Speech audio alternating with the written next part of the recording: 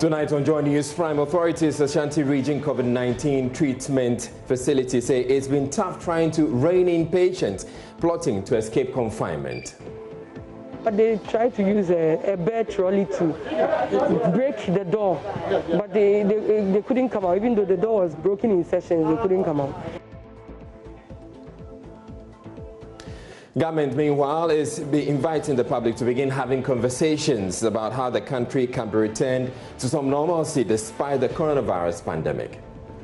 And so at some point, as you are seeing all over the world, there will need to be an easing of some of the restrictions, even while the virus remains in the global ecosystem. So what are some of the ways we could adapt to life with COVID-19? We will speak with a virologist. Also in this bulletin, a woman who reportedly schemed with her lover to assassinate her husband has been remanded together with the lover for the second time after they appeared in court on Thursday. And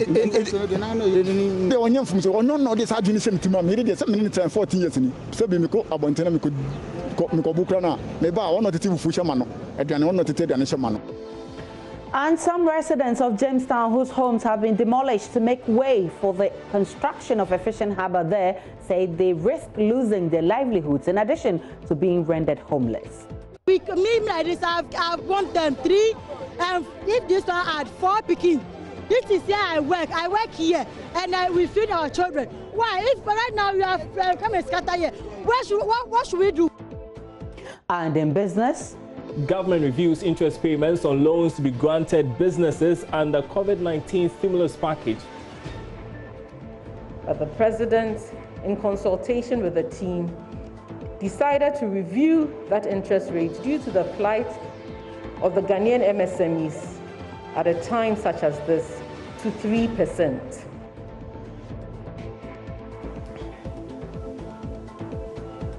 I'm MyJoyOnline. Remember, Joy News Prime is live on digital terrestrial TV because we're free to air. And my name is Aisha Ibrahim. We're coming to live from Makokomlemle Studios on digital address GA0992539. Also on Go TV, channel 144 and DSTV channel 421.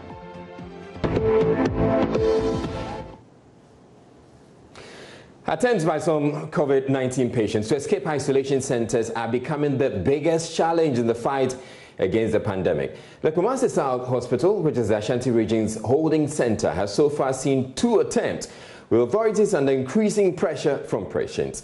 Nana Aljima has more in the following report. Kumasi Infectious Disease Treatment Center and the hospital's maternity ward are dedicated for care for COVID-19 patients. Out of about 30 patients admitted here since the outbreak, 18 have been discharged. Authorities are suddenly confronted with some of them secretly planning to leave the center on their blind side. 2 male patients who attempted to escape gave no reasons for their action. Dr. Angela Drowa Frimpong is COVID-19 case management coordinator at the center. But they tried to use a bed trolley to break the door, but they couldn't come out. Even though the door was broken in sections, they couldn't come out. But we've had 2 instances where patients have tried to break out of the isolation center, and sometimes you can understand where their psyche is because you are being kept in a place for a week, 2 weeks, not your usual environment. You don't have the freedom to go out, so it can become a bit stifling.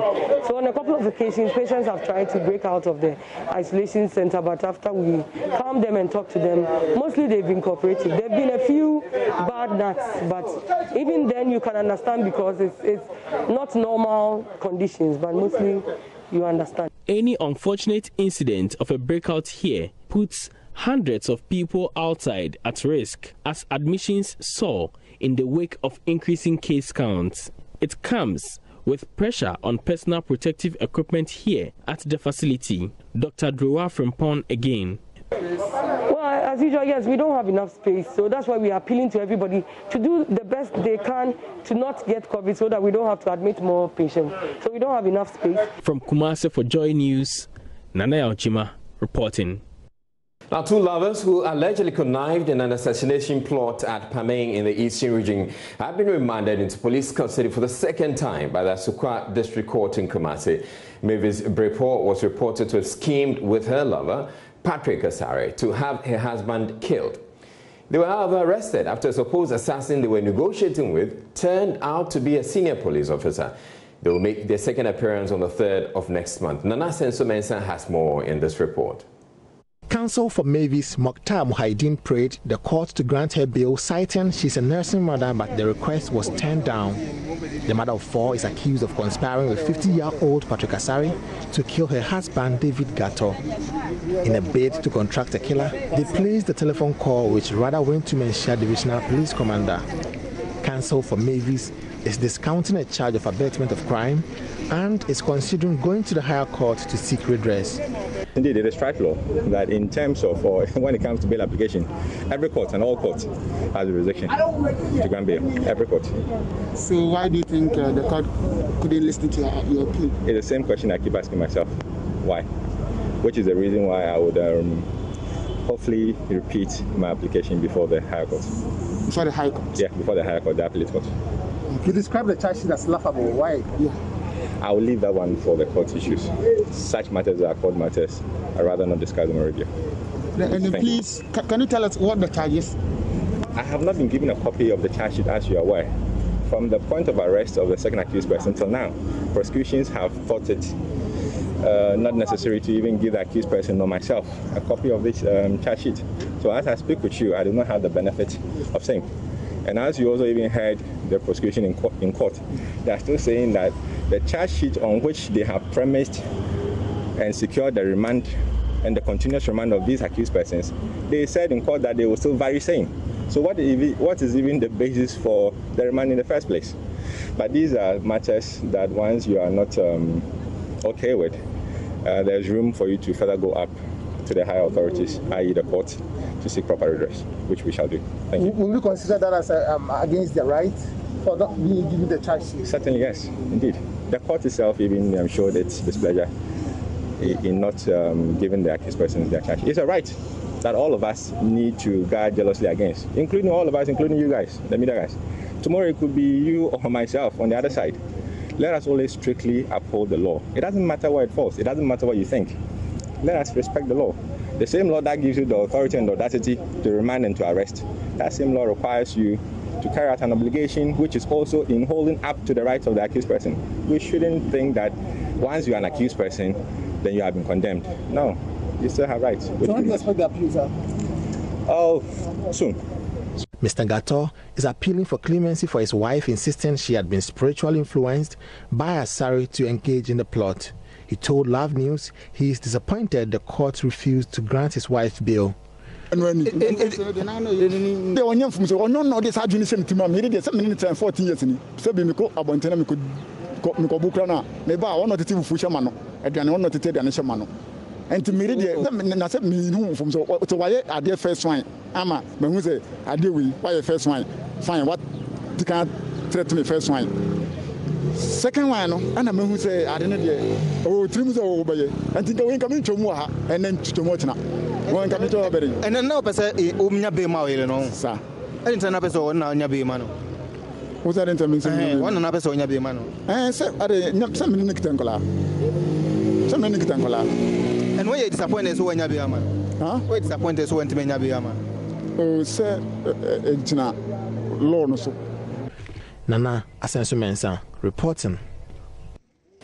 Still in Kumasi, a circuit court trying the case of alleged abuse of a 3-year-old boy by his father has denied a request by the accused to have his bail conditions reviewed. Ebenezer Osebunsu was granted bail in the sum of 50,000 cedis with 3 sureties to be justified. Lawyer for the accused says the family cannot meet the bail conditions, which requires the sureties to produce documents of landed properties. Rastus Asaridonko was in court on Thursday and filed this report. Today's proceedings was very brief. The accused person was brought very early to court. He was looking very sober, sitting in the courtroom for an hour before the case was called. I must say that the case itself was held in camera in the judge's chamber.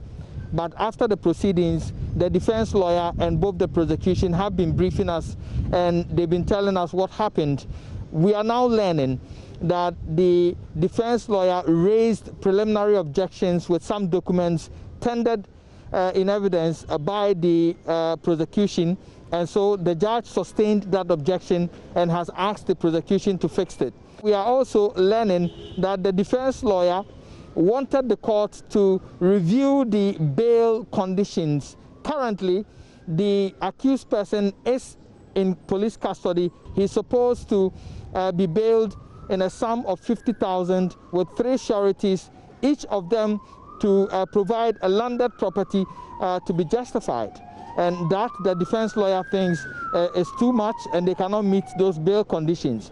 But we do understand that the court rejected that prayer, and so the accused person again is in police custody pending a time when they will be able to meet the bail conditions. So we are now learning that the CMC that was held in chambers, and CMC refers to the case management conference that they did today, is expected to continue tomorrow. And so, if possible, on Monday, if everything is done, the trial can continue. Today, we had the victim of this whole alleged abuse coming to court with her mother. Junior was looking cheerful today as compared to the other days that we saw him. The father's reaction towards Junior as he sat in the car was a bit apprehensive, occasionally looking at the child walking around with the mother. So if everything goes on well, we are likely to go into trial on Monday. Reporting for Joy News, Erastus Asaredonko, Kumasi. And you're still here on watching Joy News Prime. Moving on to other stories. Government says it expects organized groups who have concerns regarding ongoing talks towards easing of restrictions at some point to channel the apprehensions towards how the nation can effectively protect citizens from the virus. Some teacher unions have already, in an outright manner, kicked against any move to have schools opened at some point. The pre-tertiary education unions say current class size in many schools makes any such thought of opening schools with social distancing enforced simply impossible.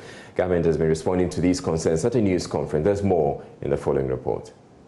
So our total cumulative count of cases from the first to the last now is 6,269 cases with 31 deaths. With case count hitting 6,269 with 31 deaths, the health service says next step in the fight against COVID-19 involves moving into identified hotspots to contain the spread. We are seeing, and I believe that's going to be the nature of the situation we are in, occasional flare-ups in strategic areas, as we saw in Bibiani, Tema, Obuasi. But we have strengthened our system to be able to respond appropriately by massing our forces, as we've done in Tema and Obuasi and Bibiani, to be able to contain these outbreaks. And I think, like I said, that's going to be the next stage that we are going to look at in terms of identifying hotspots and quickly responding to contain them. We can see there's some containment in Bibiani, that flare up about 3-4 weeks ago. Tema is under control, and so is Obuasi. The World Health Organization is yet to approve any vaccine or cure for the virus. Government has over the past weeks been leading a conversation on how to live with the virus. Some identifiable groups, including teacher unions, have already expressed concerns about the discussion.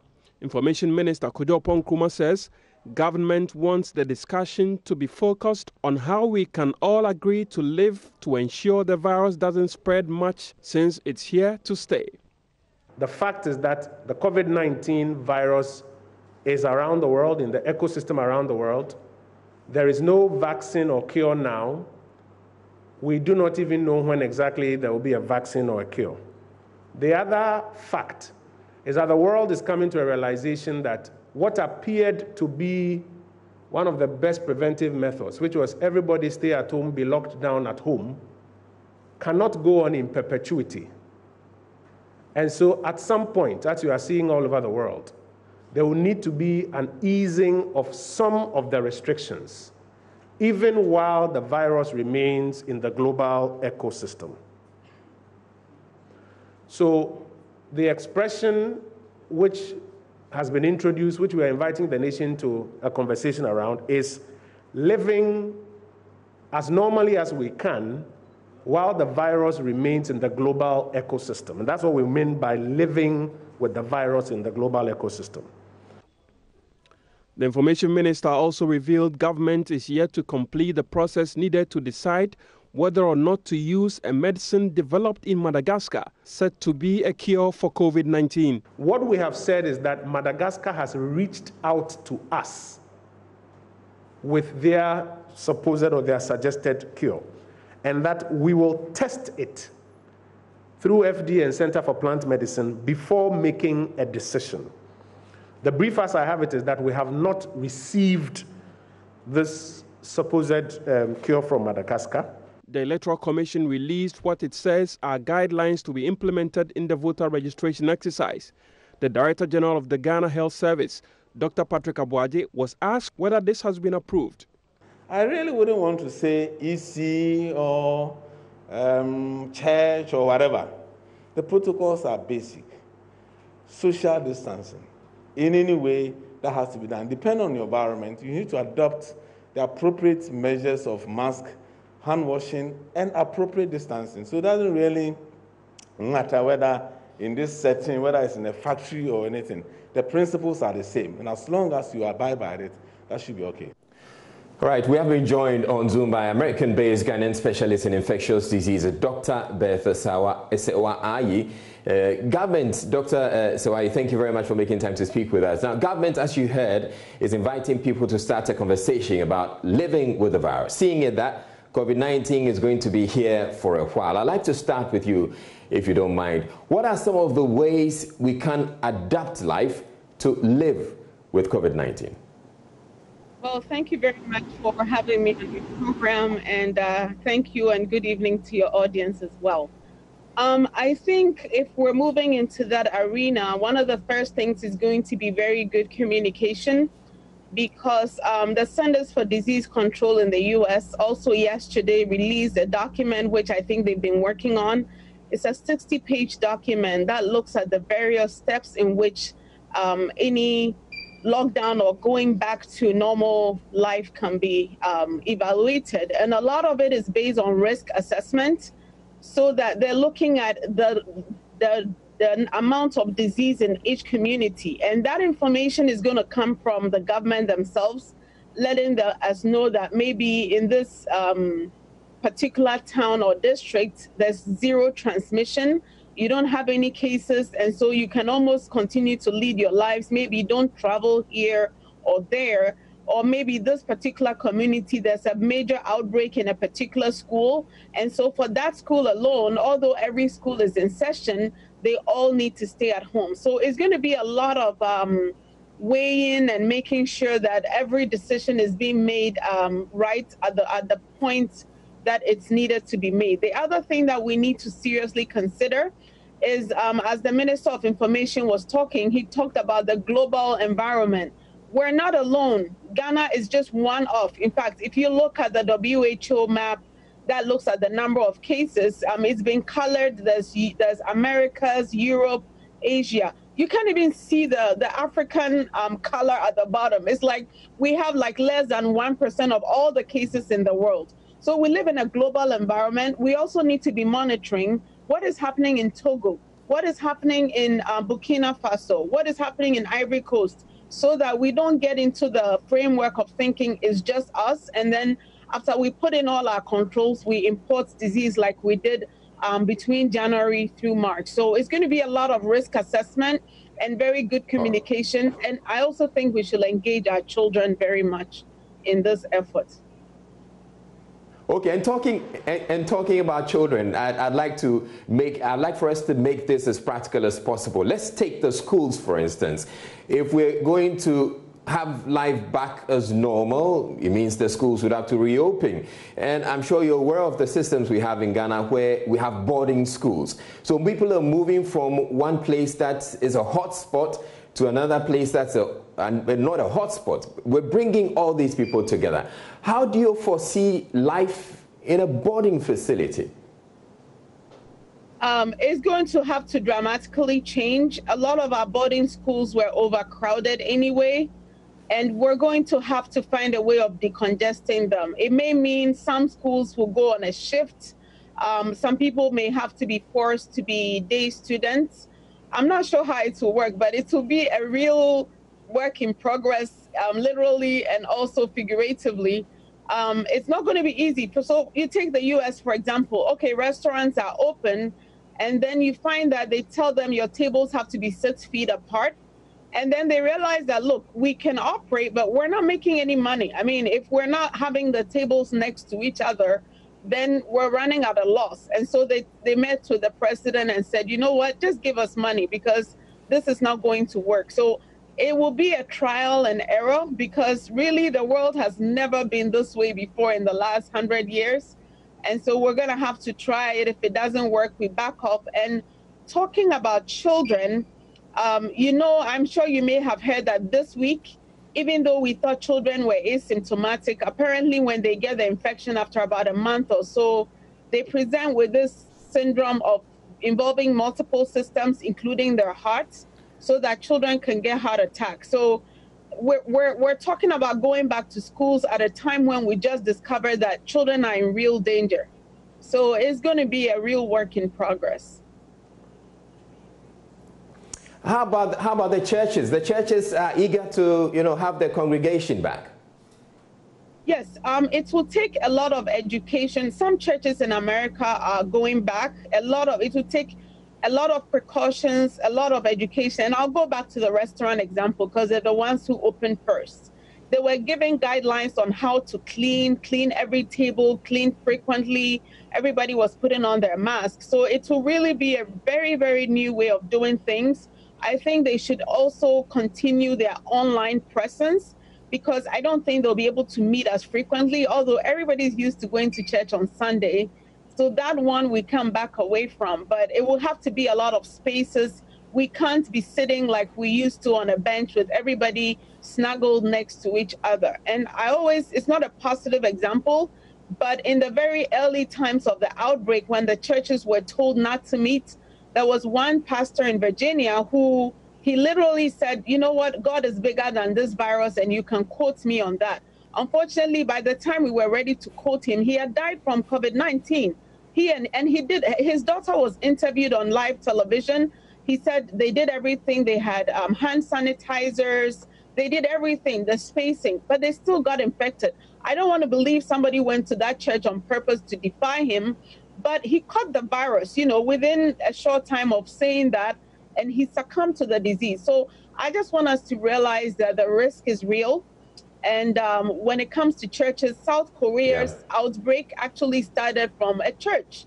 One woman infected 1,100 people, and that made up 60 to 70% of South Korea's cases. She went to a church, and the church leader had to apologize. He went on his knees and was telling the whole nation, I am sorry, we continue to meet. So the church would have to be very careful if we reopen and they get back to... Dr. Ayi, one final question that I have for you is, if you were asked to advise the government of Ghana, how much time would you say we should continue to keep the restrictions before we lift them? That is $1 million question.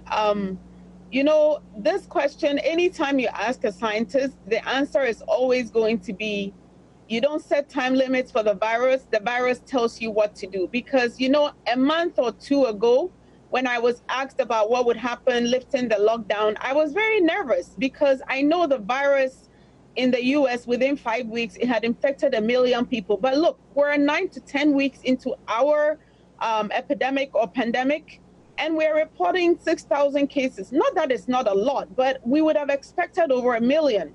And I've always told people that just like the time of smallpox, when those who had cowpox were not getting smallpox, and so it was the basis for the smallpox vaccine, I'm almost getting to the point of being convinced that in much of Africa, maybe we've been exposed to something that has already built up our immune system so that we have so many asymptomatic cases. So that is the background with which I look at this, that if we were to go by time, it's almost impossible to tell because it did not behave like we expected it to.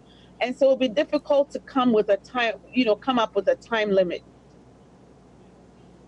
Because, for example, we thought everything was over, and then we hear that there's a factory with 533 cases. So how do you put a time to that, All right. Thank you very much. Dr. Bertha Sewa Ayi is an American-based Ghanaian specialist in infectious diseases. Aisha, back to you in the studio.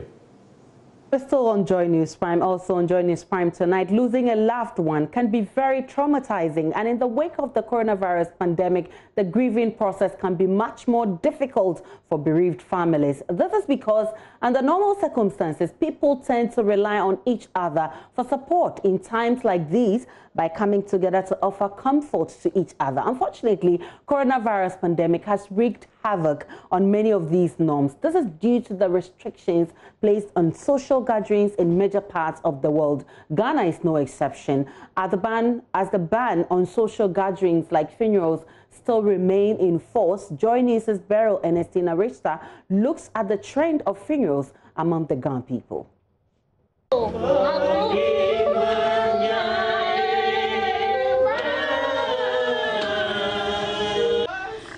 Family and friends mourn the loss of their loved one, Rosamond Makudowona. They wail and burst into dirges as the remains of their loved one lies in state at the Cornelius Adumwa Dowona Way in Osu. Some visibly shaken family members and friends are unable to hold back their tears as they file past the body of the deceased.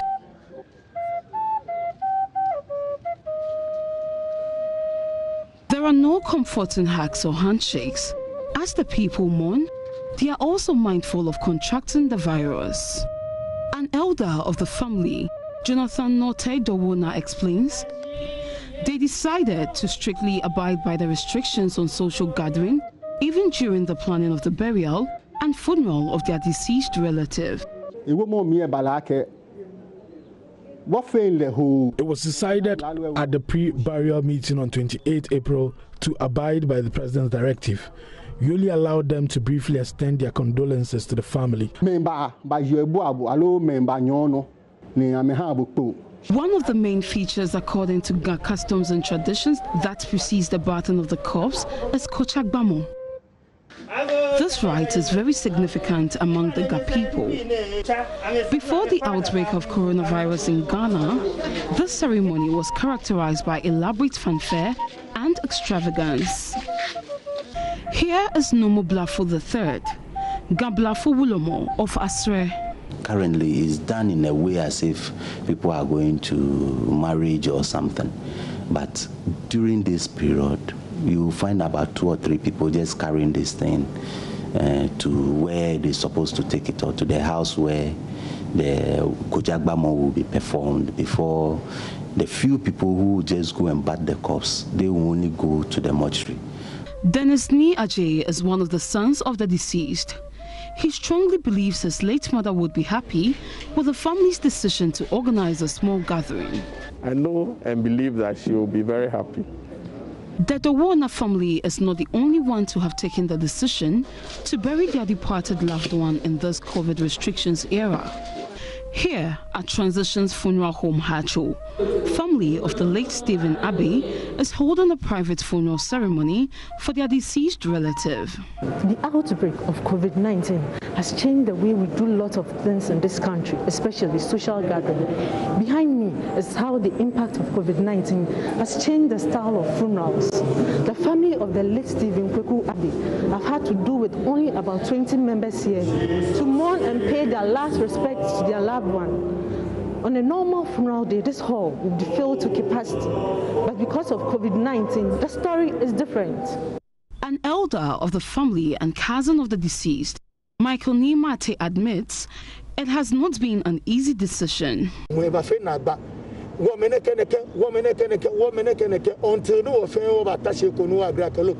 the outbreak of coronavirus, we had a lot of disagreement on the date for the burial and funeral.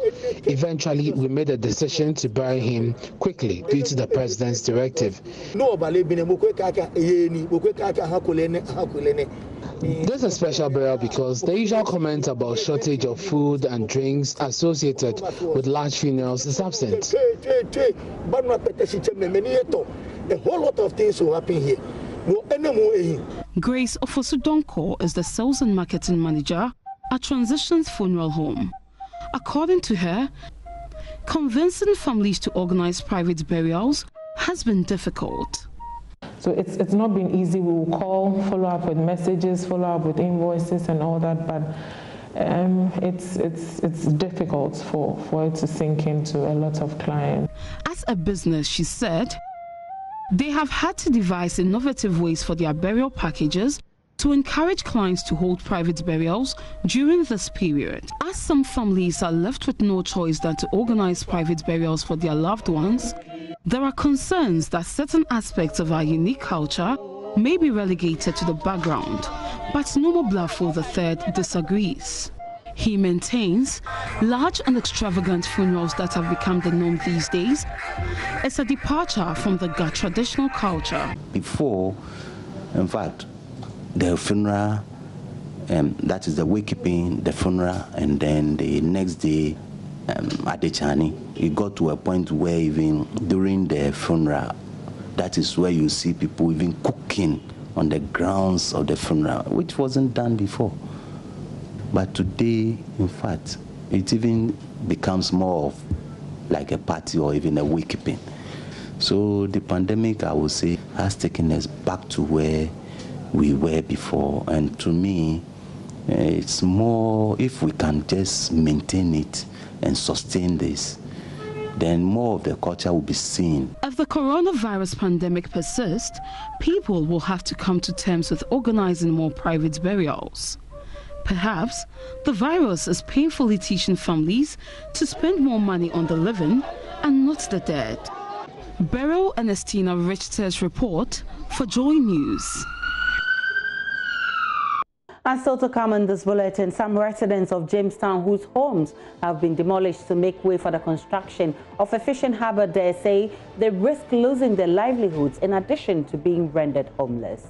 Me like this, I've want them 3, and if this one had 4 picking, this is here I work here, and we feed our children. Why? If right now you have come and scatter here, what should we do? There is more when we return from this break.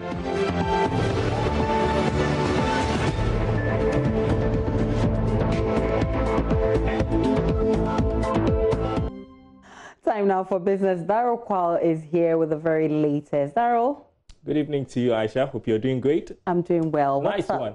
Well, we are going to talk about the COVID-19 stimulus package and the fact that the interest payment on loans has been reduced to 3% from 5%. That's what it ought to be. So 3% interest, that is how much micro, small and medium enterprises will be paying on loans granted them under the government's COVID-19 stimulus package. At a briefing today, Executive Director of the National Board for Small-Scale Industries, Kosi Yankee Aye, explained government reviewed the rate from 5% to 3% in response to the plight of small businesses in the country. The interest rate, after deliberations with the President and the Ministry of Finance and Ministry of Trade and Industry, after conducting a survey with about 1,700 MSMEs in Ghana, initially we had suggested 5%, but the President, in consultation with the team, decided to review that interest rate due to the plight of the Ghanaian MSMEs at a time such as this. Well, so how significant is this review made by government to the interest expected to be paid on the COVID-19 stimulus?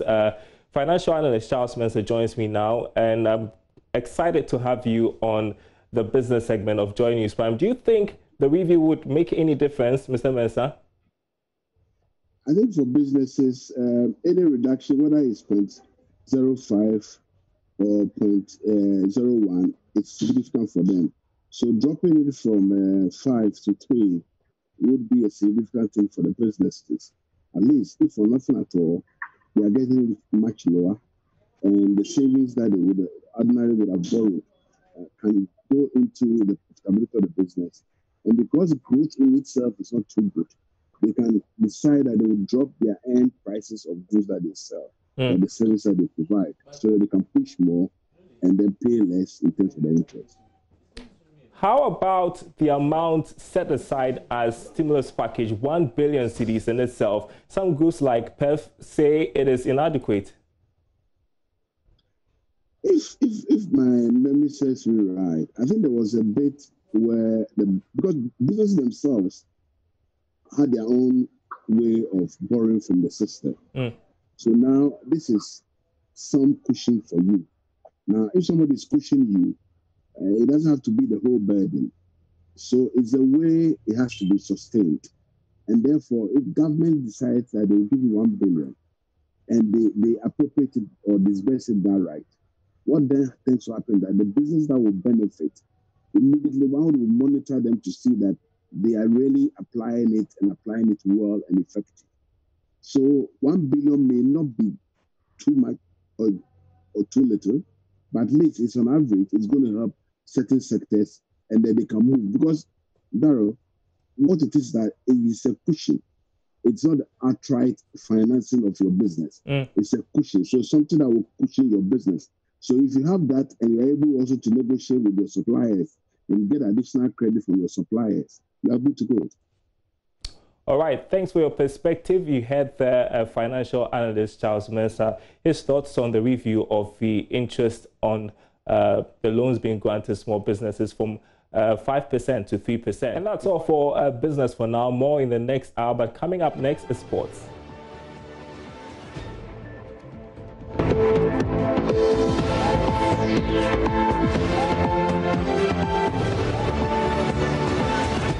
Thank you for staying with us on Joy News Prime. I'm Gary Al Smith, and this is The Sport. We begin with a COVID-19 impact story, and Ghana and Huelva striker Priscilla Adobia says that the Spanish Women League must be cancelled. It's her reaction to whether or not it should be voided or we should wait for the coronavirus to ease or leave us all together before the league is brought back. Here's a report by Susan Owutu and Safades. So, moving on to more coronavirus-related news, and as you know, we are left unsure as to whether the 2021 Africa Cup of Nations slated for January would happen. However, South African broadcaster Robert Marawa has called on the Confederation of African Football to make a decision ASAP. It's a Cup of Nations. We've got to bear that in mind. So it's not just happening within a controllable area of a country that has certain rules and restrictions. The fact that the Euros are to make a quick decision shows that they understand that it isn't just about one nation. It is about a culmination of different nations coming together with different strains of the virus that are coming through. And you don't know how that's going to be affecting the tournament itself. So a decision needs to be made. And one has got to say to CAF again that yes, we understand. Yes, we also respect the fact that the tournament needs to go ahead. A lot has already been pushed back globally. I mean, the Olympic Games are off, and that is one of the biggest as well, if not the biggest sporting spectacle in the world again. But big decisions have to be made in time. Don't leave it until too late. I alluded earlier on to what the FIFA head of medical, the chairman of that medical committee, Michel Druge, what he said is that football is possible when contact is possible.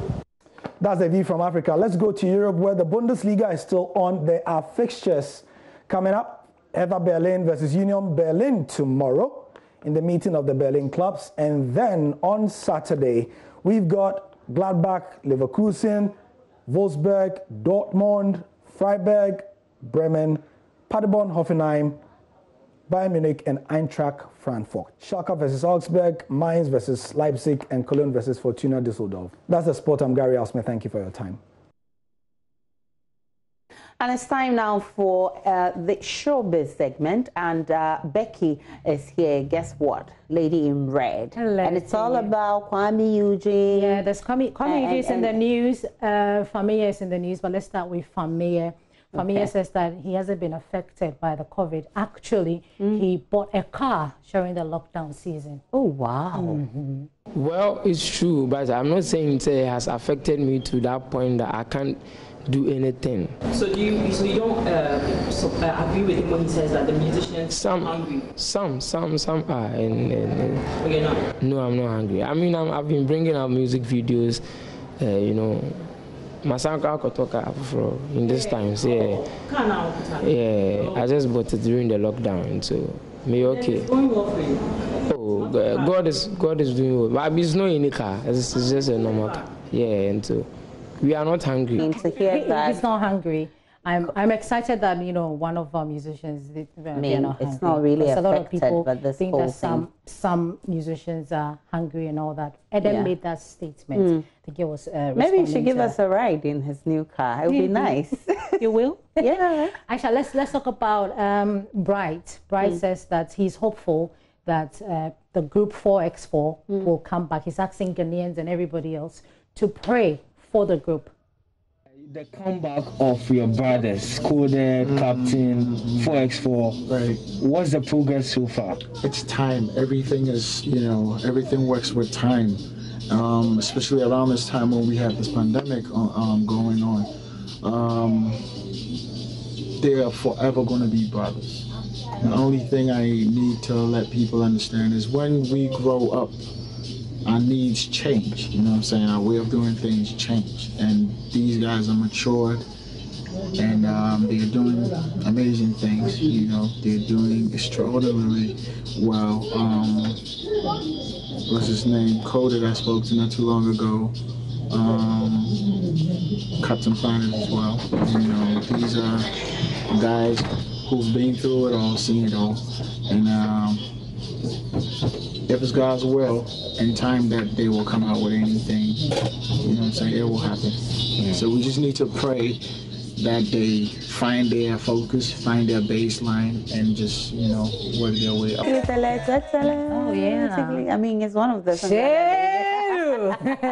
but what about Kwame Eugene? Yeah, Kwame Eugene, he's been trending. People have been comparing him to Kwesi Arthur, I think just this morning. And so we decided to put a spotlight on Kwame Eugene. You were very slim in that video. Oh, stop saying that.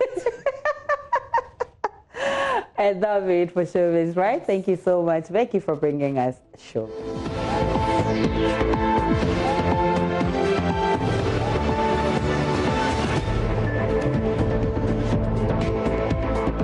Residents of Jamestown, whose homes were demolished to make way for the construction of a fishing harbour, say they risk losing their livelihoods in addition to being rendered homeless. The complaints come even as earth-moving equipment returned to the site to continue the demolition exercise started on Wednesday. One of the affected residents is 26-year-old mother of 4 and a widow, Mary Aye, who's calling on the president to come to their aid. Maxwell Agbagba has more from Jamestown. Some meters away from the calm ocean with its fishing boat, an earth-moving machine rips through concrete and wooden structures.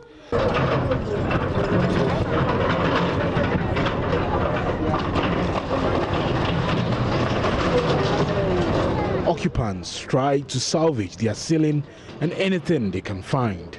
Even churches are not spared. Head pastor of the Everlasting Healing Chapel, Bishop Nunu, only managed to pick his cassock and Bible. I'm sorry. I'm finished everything. I'm sorry. I cannot say anything. I have leave everything for God. I'm sorry. One of the buildings affected by the demolition exercise is an orphanage which was located right here.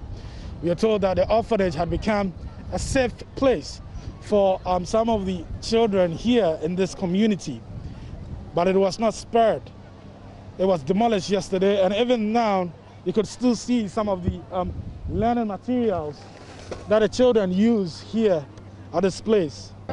Residents gather discussing what is next for them. Here I meet a 26-year-old widow and mother of 4, Mary Aye.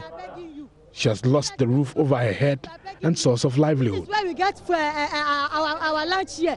We chop, everybody, me like this, I've 1 time 3, and if this one had 4 picking, This is here I work here, and we feed our children. Why? If right now you have come and scatter here, what should we do? We don't have any job to do. To me like this, I don't have any job.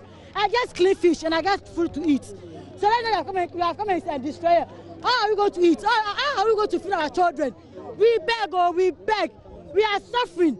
I've also been speaking to the chief fisherman of the Jamestown community, Ni Amawulu. He says the Jamestown fishing project has enormous benefits for this community, and it is important for the people who live here to allow the construction to begin. He's not excited about some resistance to the project. He says the long-term benefits will be there for all to see. All the previous governments, normally Rawlings came with the same idea, he couldn't fulfill it. Kufuor came, he also came and break things like this, he couldn't do anything. And Atamis came, he also came with the same idea, the same people, he couldn't make it. How about that you are expecting? It's not going to happen. That's our hope, because he's getting to election. And normally that's what they do. When it comes to election time, then they will come with it, demolishing things and promising that they will do something better. So this time we'll be expecting. We will be deeply concerned about this. When President Akufo-Addo cut short for the construction of the Jamestown Fishing Harbour, he stated that this project has been on the drawing board since 1965. He also mentioned that there have been 5 different sword cutting ceremonies just to see this project start, but it did not happen. So in 2018, during the sword cutting ceremony, he promised the people that they'll see the fishing harbour here. But not many of the residents here are happy and enthused about this new development here. They are raising concerns about losing their source of livelihood and their homes. I've been speaking to the acting chairman of the Asiedu Kecheke Sub Metro, Raymond Tete, and he has been telling me that this project has numerous benefits for residents and the community itself. When the harbour is done, in fact, it will change the economic situation of this community. You can compare that here to Tema, and you can see the difference. It's a last-minute attempt to salvage some of the properties here. These children had helped their parents to carry some of the things that were destroyed in this demolition. I've been speaking to the Director of Public Affairs of the Accra Metropolitan Assembly, Gilbert Ankrab, who says majority of the people who live here do not have the permits. Dealing with them, we got to the chief fishermen of the area. We engaged with so many people here. We've spoken to them, given them notice on several occasions. At least that is why you are seeing that for now the level of resistance is not that as we always normally see when it comes to demolition exercise. This very area, nobody owns the place. Most of the structures you see here are wooden structures. They are illegal structures. And on the issue of where they say they all have their various rooms up there, and then this has served as area where you know, because of the fishing activities, you find a lot of people coming in to settle and then do their business, but they have places to stay. And we can say for a fact that it has nothing to do with displacing people of where to stay and all that. There is plans to compensate some people who have been affected, let me put it that way. As for that one, I'm aware of that. Economic activities have been brought to a screeching halt as residents and traders stand in shock and watch things get pulled down. With the benefit of hindsight, many of them are skeptical the project will even start as planned. But authorities say plans are far advanced and the contractors are only waiting for the land to be cleared. Elsewhere, there is growing opposition to the Public University Bill, with over 40 bodies kicking against it in a petition to the Parliament Select Committee on Education. The bill, which seeks to harmonize administrative procedures for public universities, was laid in Parliament on Wednesday and referred to the Education Committee. While the University Teachers Association of Ghana is questioning the bill's relevance, The Center for Democratic Development in a memo says academic freedom and independence could be compromised if the bill is allowed to pass in its present form. President of UTAG, Professor Charles Marfo, said the university community will resist any attempt to change the current structure.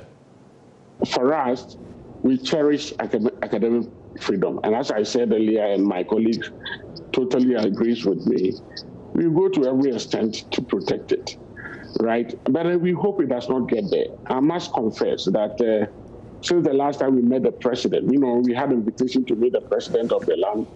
And then I forcefully made this point to him that the bill as it stands now does not sit well with the membership of UTAG. And in fact, no one should allow it to pass if you really want to appreciate initiative, progression, and as somebody said, dissemination of great knowledge, And so the president, I could say, was actually in sync with us.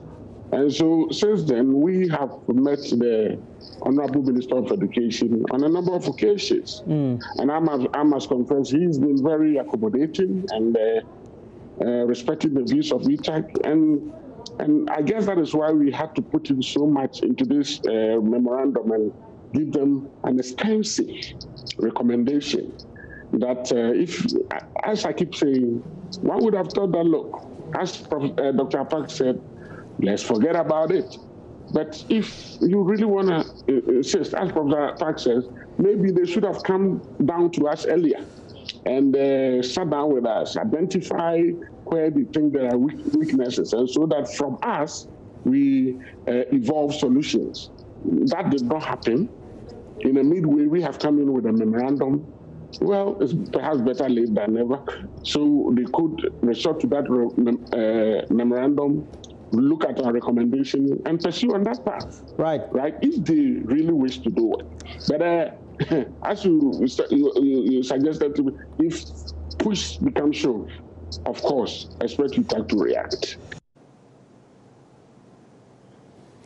The Deputy Ranking Member on the Education Committee of Parliament, Dr. Clement Apak, is unimpressed with government's decision to regulate public universities. What the bill is seeking to do is retrogressive, and that was going to push the academic institutions decades backwards.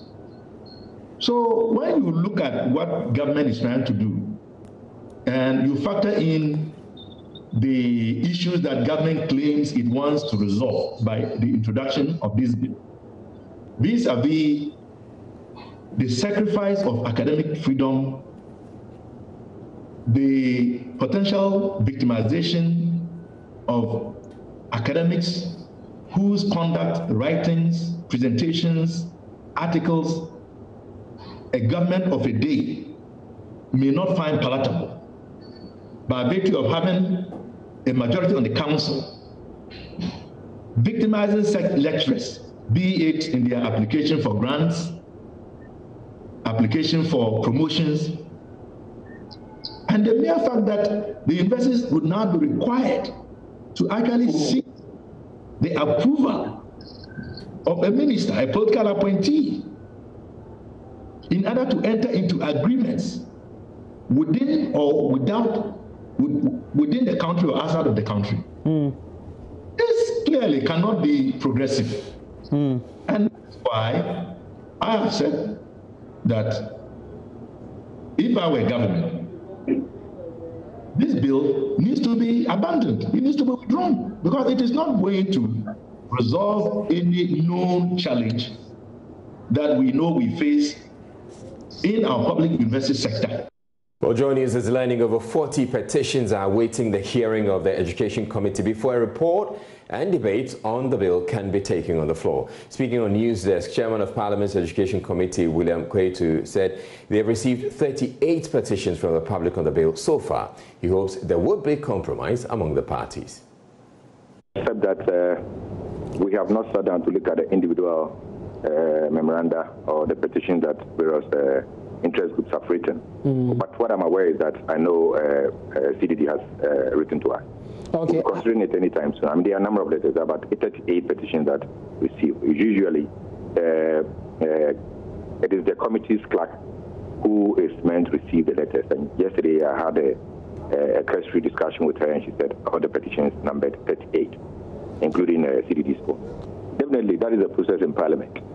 If a bill is referred to any committee, before the committee sets to consider the bill and to initiate any amendment, the committee will, of course, invite all those interest groups who have written petitions to listen to them. And in fact, we do this in collaboration with the ministry.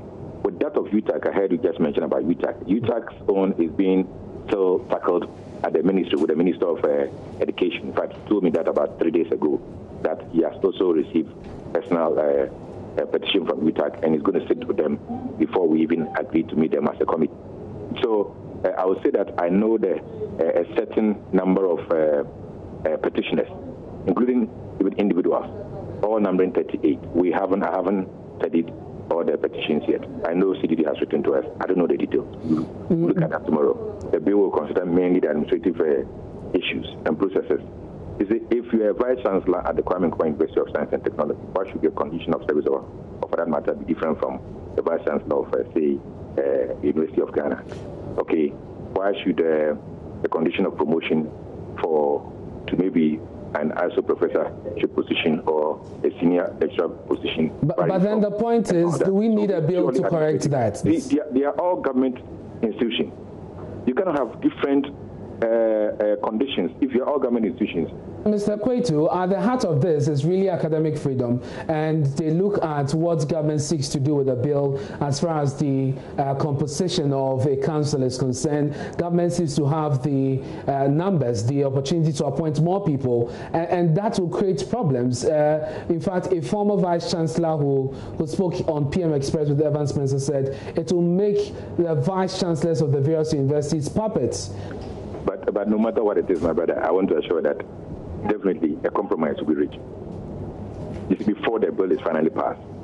All these petitions will be considered, and all.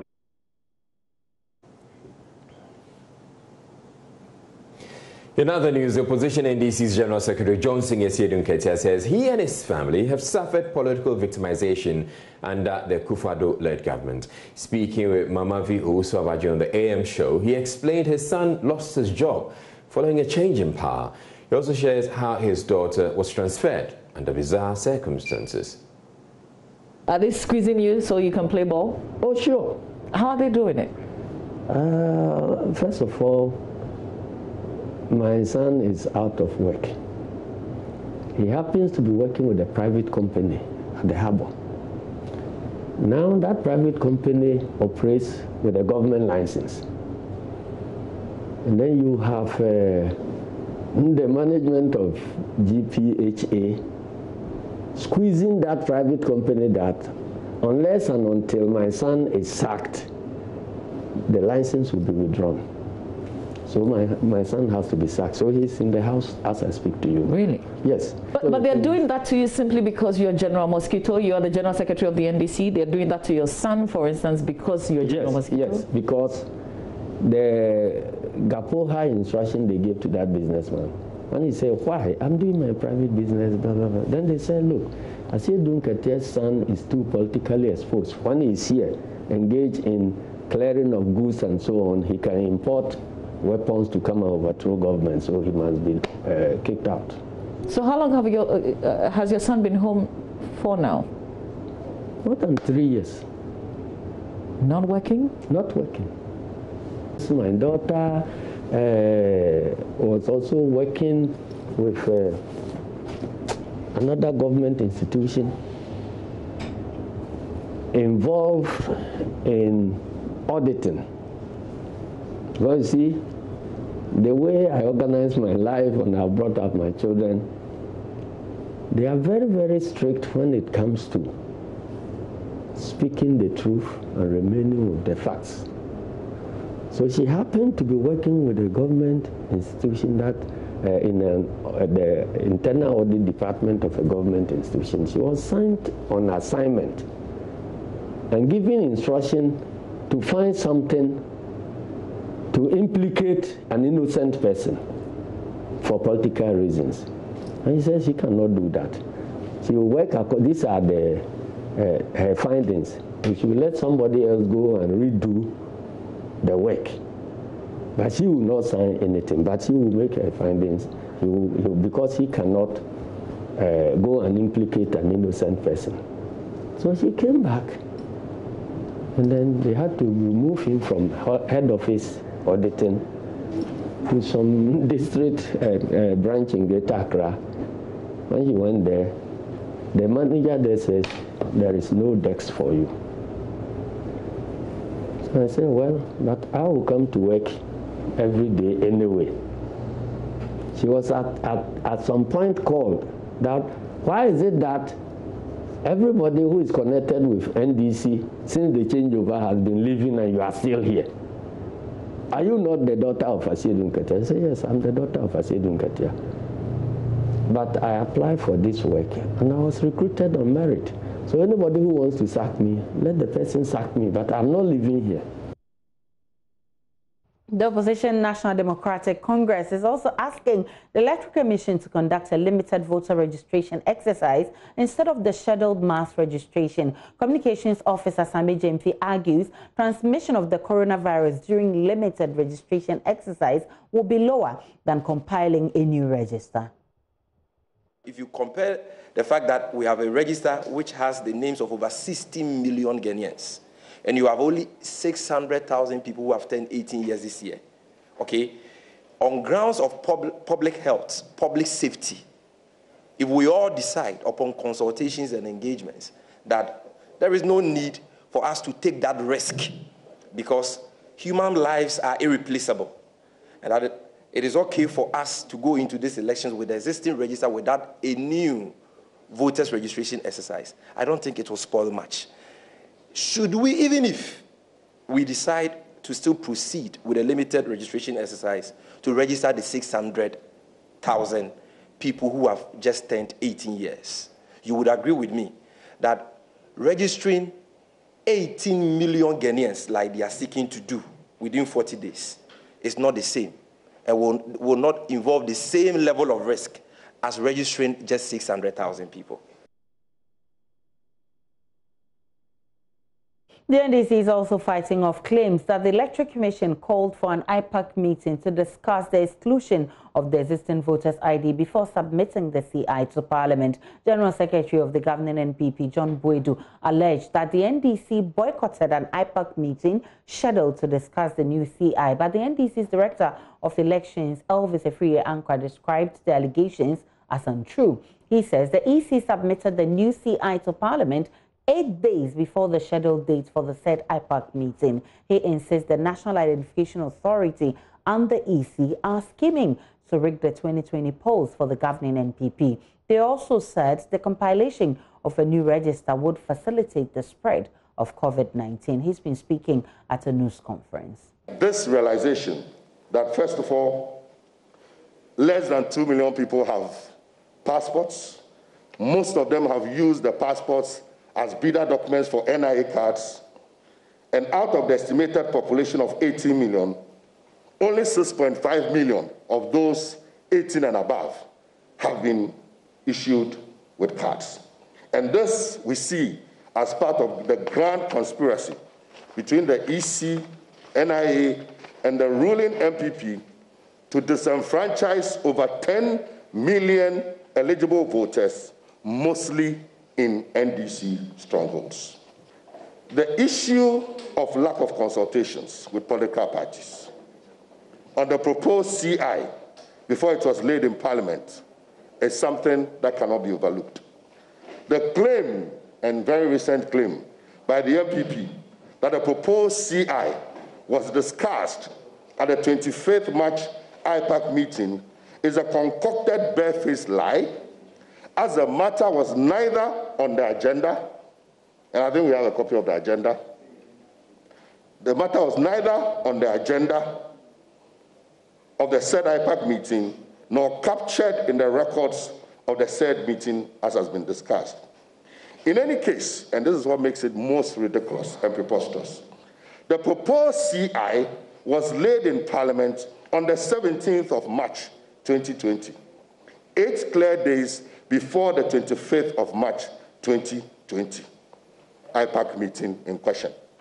So how then do you say that a CI that has already been laid in Parliament was discussed at a subsequent IPAC meeting. Complete falsehood, and a very unintelligent one at that. Elvis Afriankra also questioned the rationale behind excluding the existing voters' ID as part of the requirement for the new register. He's predicting chaos. When it comes to identity management, it's not exclusive to Ghana. There are international standards and protocols. So the guarantee for somebody is meant to be the exception rather than the norm. By international protocol, only 5% of people should be guaranteed based on the secondary procedure, that is, people guaranteeing for you. The breeder document, which is the main document you choose, should be a document that majority of the people would have access to. And in this case, it should be the voter's ID card, which has over 16 million people. But you have a situation where, by virtue of the NIA's action, which I'll prove further, you have over 16 million people, millions of people not being able to have access to the card, and yet that card is your main breeder document. That is not fair. So this idea of somebody can guarantee for you, in any case, from a very practical point of view, if you have to guarantee for 10 people in a very practical way, when the NIA were doing the registration, we all saw what happened. You go, you guarantee for the person, they say wait for the person to go through, because if any information you put out there is not correct and you've left, how would they know? So imagine somebody has gone there, spent a whole day or 2 days, 3 days, and then now he has to wait. All the people he guaranteed for, they must wait. It's going to be chaotic. That also delays the registration process. And on Thursday, pneumonia as a result of COVID-19 occurs when parts of the lung fuse and collapse. The virus damages the surface area and the organ where oxygen transfer usually takes place. Now, when the surface area shrinks, breathing then becomes difficult, and the damage to the lungs can only be detected with an X-ray or CT scan. Fortunately, an artificial intelligence developed by a Ghanaian scientist is able to analyze chest X-ray or CT scan images to determine lung abnormalities. On Thursday, Love FM's Kwesi Deborah speaks with Dr. Mark Amo Boateng of the University of Energy and Natural Resources. According to a March 2020 report in the journal The Lancet Infectious Diseases, 13.8% of COVID-19 patients will have severe conditions as a result of shortness of breath, and this might require some hospitalization. In an earlier report in the same journal, 75% of COVID-19 patients are likely to battle with pneumonia. My name is Dr. Mark Amo Boateng. I'm a lecturer at the University of Energy and Natural Resources. I'm also the head for the Earth Observation Research and Innovation Center of the university. And so I call the AI COVID-19 X-ray detector. Okay, so basically it uses artificial intelligence to look at X-rays and CT images to tell if somebody has COVID-19 and also give the probability for it to. AI for medical imaging is something I've been working on for some time now. Like I did one for malaria, reading the microscopy and other stuff. So when this COVID-19 came, I was looking at how to apply the same concept, because the AI in X-rays is very fast, on medical images is very fast. And looking at the cases that we are getting, look at the population, and being also given that mass testing is also one of the key things that each country must do to enable us to track and defend ourselves against the COVID. I try to apply the AI to X-rays, and I realize that in Ghana, X-ray images are everywhere. Like if you want to take an X-ray, every district you go to, you can get an X-ray image. So you just take a picture of the X-ray, then apply it to the AI. So this just a simple interface where that you click to select your X-ray image, or you take a picture of if you have a picture. Okay, so let's say I got one X-ray here. Here I took the picture there, then you will click on submit. Okay. And when I did that, I realized it was quite fast. The accuracy of the AI model in detecting X-ray was 98%. If you look at the medical terms, the sensitivity and selectivity was 95% and 96% based on test images. These are images I downloaded from around the world, people who are posting the X-ray diagnosis from Italy, from China.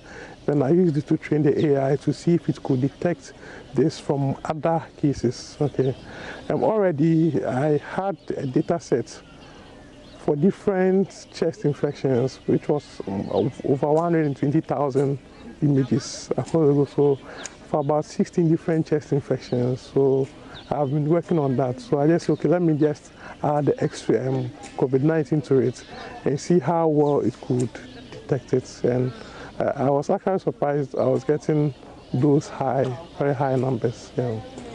Yes, so the system is actually accessible. There's a demo version, a prototype of it online, which if you want, you can just go and try, just put in your X-ray images and get your diagnosis. And it's not, should I say, it's not expensive. Probably the main cost would be the X-rays. Okay, and that would be the main cost. And maybe the other cost would be getting, should I say, certification from Standards Board and FDA, and yeah, or gathering the data, local data to train it out with the call. But accessing it, you can access it from your mobile phone. It works on your laptop, browser, everything works. You don't need any special hardware to access it. Yeah. Now, talking religion, the holy month of Ramadan is marked by social and religious gatherings where Muslim families and friends unite to break their fast together. Many Muslims increase their attendance at mosque during the month and congregate for longer prayers at nights during the last 10 days of Ramadan. These traditional night prayers has, however, been heavily affected by the COVID-19 pandemic. Anna Sabit speaks with some Muslim clerics and has filed this report. We have observed the thing to be a spiritual thing in the first place. It's spiritual. Because God telling us about Ramadan, He said, "Kutiba alaykum as-siyamu kama kutiba ala alladhina min qablikum." Oh, you who believe, that is the believers of the Muhammad tradition. Kutiba alaykum as-siyamu kama kutiba ala alladhina min qablikum. Fasting has been made mandatory or compulsory on you, just as it was made for those before you. لَعَلَّكُمْ تَتَّقُونَ. It's for you to be pious. That is the main reason for Ramadan. So you fast to be pious. And when you are fasting, you get closer to Allah subhanahu wa ta'ala. Ramadan is the 9th and the most holy month on the Islamic calendar. Muslims go without food and drinks during daylight for the entire month. But is the month of Ramadan all about abstinence from food and water? Spiritually, we observe a lot during the month of Ramadan. It's not just about the abstinence from water and then food, even the way you talk. And morally, it teaches us a lot too, how to live our lives. So if you fast for the month of Ramadan, you observe it. After the month, you are expected to observe your life throughout the 11 months, just as you have practiced in Ramadan. Now, beyond going without food and water, Muslims spend a lot of time praying and reading the Holy Quran. And during the last 10 days of the month, they spend between 12 and 3 a.m. standing on their feet in prayer. But with the ban on religious gatherings, this important religious obligation has been heavily affected. Sheikh Abdul Hanan tells me how. You know, Islam, in most cases, we like congregations. Anytime we are doing things in congregation, we have like the zeal. You get the encouragement to go on with whatever you are doing. But with this year, you do it alone. As a person, I pray alone in the house. The people you lead, you pray, you finish, they ask questions, you explain. Now there's no opportunity for that. So you just pray with your wife and your kids, and that is all. That is a major change. So we are losing a lot. Well, this period is a period for us to harvest a lot. For most of the leadership of the Muslim community, how do they reach to the masses in the absence of congregations? Sheikh Khalid Umar Farouk is the Deputy Municipal Chief Imam of Ahlus Sunnah Wal Jama'ah in Techiman. Ramadan afi any Ramadan atwam biano akyerɛkyerɛ ne deɛ yɛma all right sɛ deɛ ne yɛma akyerɛkyerɛ. Just like the previous Ramadans, we are still reaching out to the people with regards to Islamic teachings. The only difference is that this year we only do so either on radio or via Facebook Live without facing the congregation.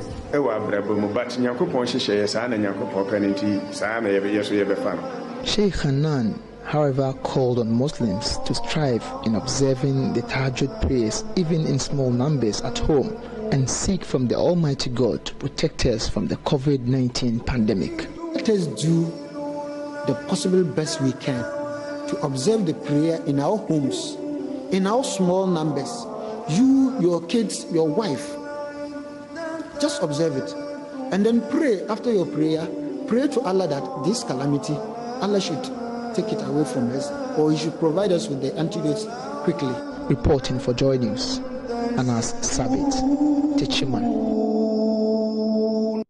Back here in the studio and in Accra, my name is Aisha Ibrahim, and to all Muslims, we wish you happy Ramadan and that you finish hard. We'll take a break on Joy News Prime. When we come back, there is more in business.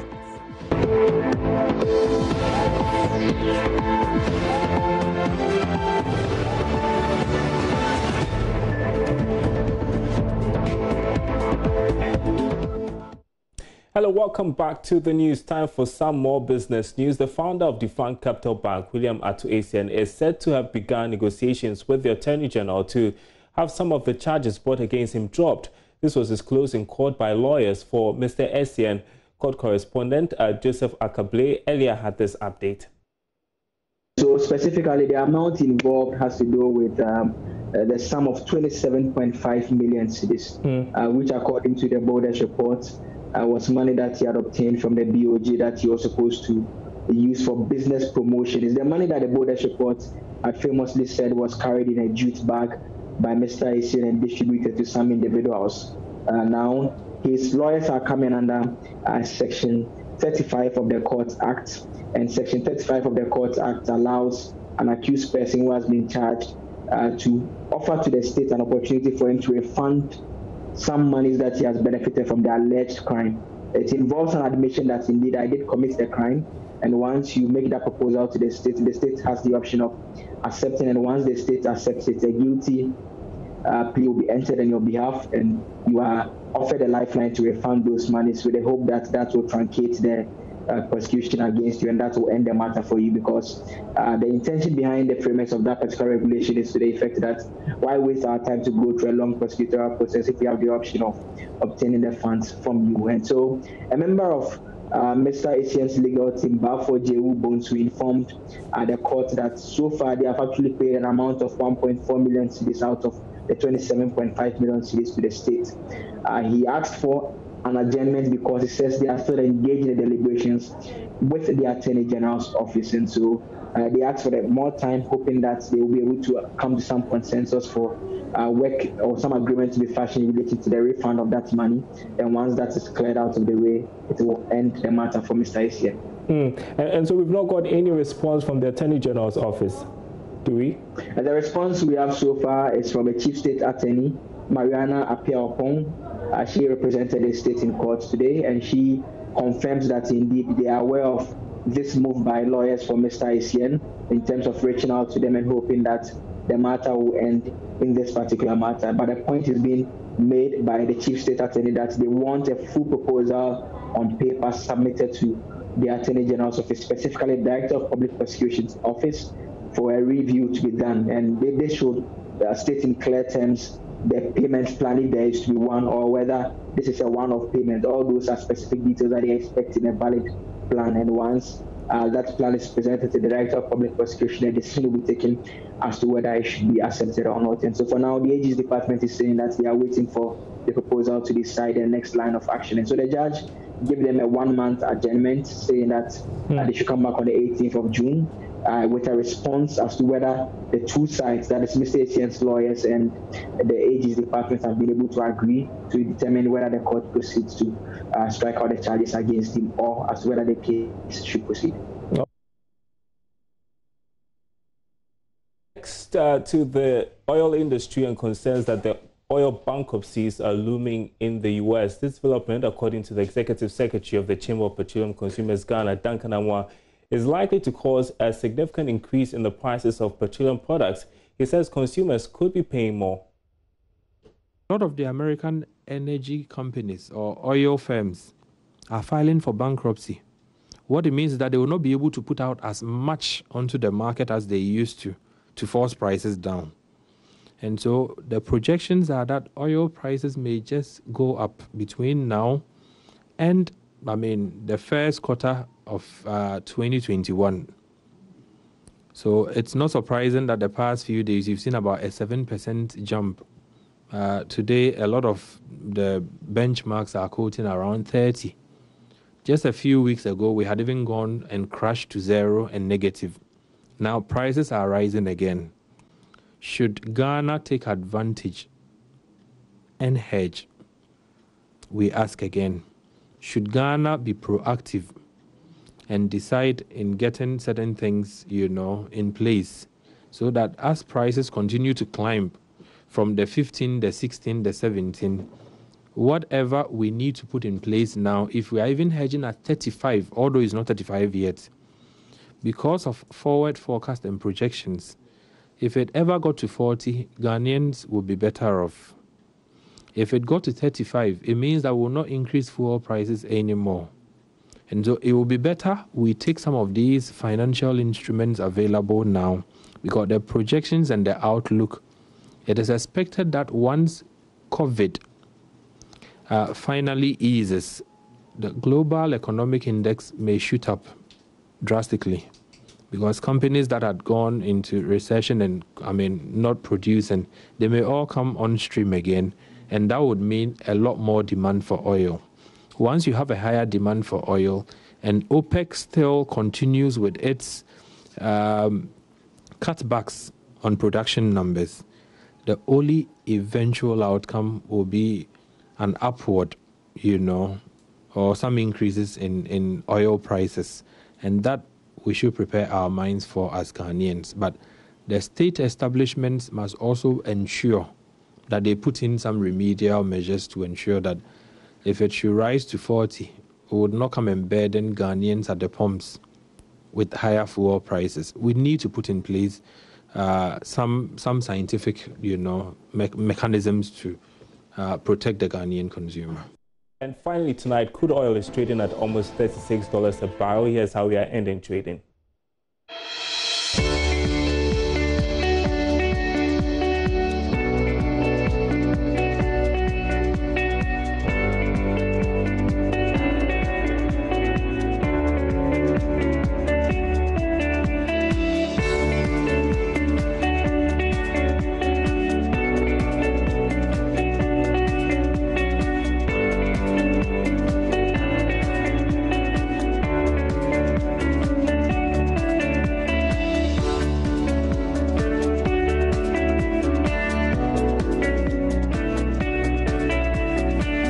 We've got the latest sports news coming up. That's it for business. My name is Daryl Powell.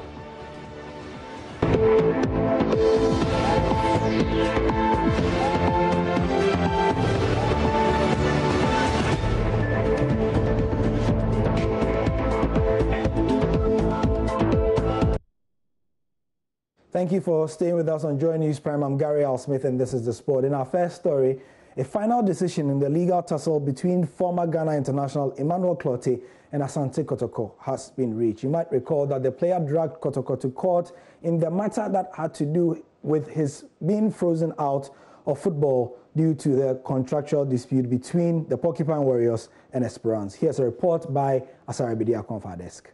In 2015, Clote was found guilty of wrongly joining Kotoko. He was fined by FIFA to pay an amount of $180,000, which the Porcupine Warriors were jointly held liable for. He then dragged Kotoko to court, requesting the club pay the fine and wanted Kotoko to pay him salaries and allowances he would have received while being frozen out of football by FIFA.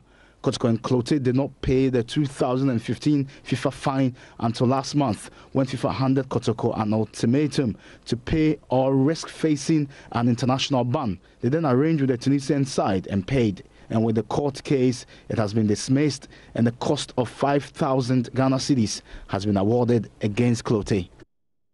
Moving on, and nearly 3 years after leaving Accra Great Olympics as a player coach, Godwin Atram is not ruling out a return to the Wonder Club, but this time as a full-time manager. He's currently the assistant coach of the Black Stars B team and has told Joy Sports that he'd love to be at the helm of his boyhood club again. I can never turn my back on Olympics. I remember when this season started, I had a call from them. Mr. Commodore called me several times. He told me that, hey, we have a coach, he has left. We have another coach coming. Would you like to work with him? And then everything, I said, oh no, I am very busy right now. The academy is there, and then I'm also now a national coach. Yeah. So I can work from behind for you.